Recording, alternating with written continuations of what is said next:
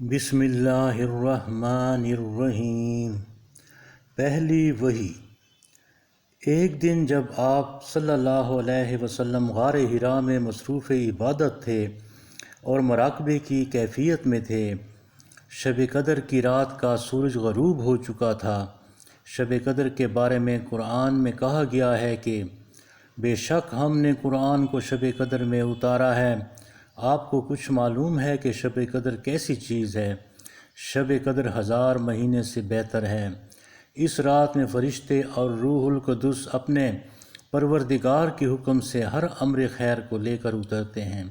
سراپا سلام ہے وہ شب۔ اسی صفت و برکت کے ساتھ طلوع فجر تک رہتی ہے۔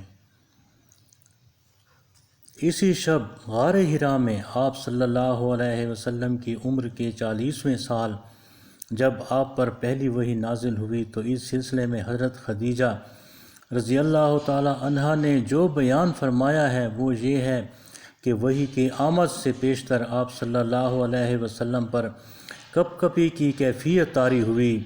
آپ صلی اللہ علیہ وسلم کو یوں محسوس ہوا کہ جیسے کسی نے آپ صلی اللہ علیہ وسلم کو جھنجھوڑ کر رکھ دیا ہو۔ پھر موسم سرما کے باوجود آپ پسینے میں شرابور ہو گئے۔ پھر مراقبے کی حالت میں آپ صلی اللہ علیہ وسلم کو ایک فرشتہ غیب نظر آیا۔ اسی فرشتے نے آپ صلی اللہ علیہ وسلم سے کہا، پڑھ۔ میں پڑھنا نہیں جانتا، آپ صلی اللہ علیہ وسلم نے جواب دیا۔ فرشتے نے دوبارہ کہا، پڑھ اپنے رب کے نام سے جس نے کائنات کو پیدا کیا، جس نے آدمی کو گوشت کے لوتھڑے سے پیدا کیا۔ پڑھ، تیرا رب کریم ہے، وہ جس نے انسان کو قلم کے ذریعے علم سکھایا اور جس نے انسان کو وہ علم سکھایا اور جس نے انسان کو وہ باتیں سکھائیں جو اسے معلوم نہ تھیں۔ آپ صلی اللہ علیہ وسلم نے جبرائیل امین کی زبانی یہ لفظ بار بار پڑھے حتیٰ کہ آپ صلی اللہ علیہ وسلم کو زبانی یاد ہو گئے۔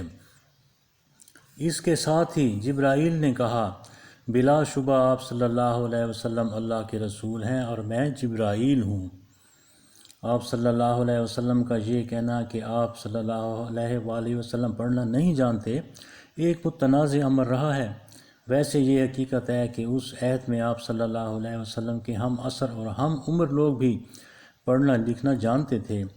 حضرت ابو طالب کہ جنہوں نے آپ صلی اللہ علیہ وسلم کی پرورش کی تھی، ان کا صاحبزادہ حضرت علی رضی اللہ تعالیٰ عنہ بخوبی لکھ پڑھ سکتے تھے۔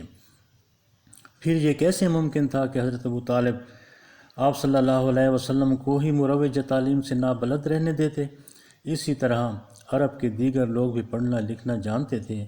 حضرت محمد صلی اللہ علیہ وسلم امی تھے یا پڑھنا لکھنا جانتے تھے، اس بحث میں پڑھنا ایک فروعی بات ہے، لیکن بہر صورت آپ صلی اللہ علیہ وسلم کی زبان سے وحی کے بعد جو قرآن حکیم ترتیب پایا ہے وہ ایک عظیم صحیفہ ہے۔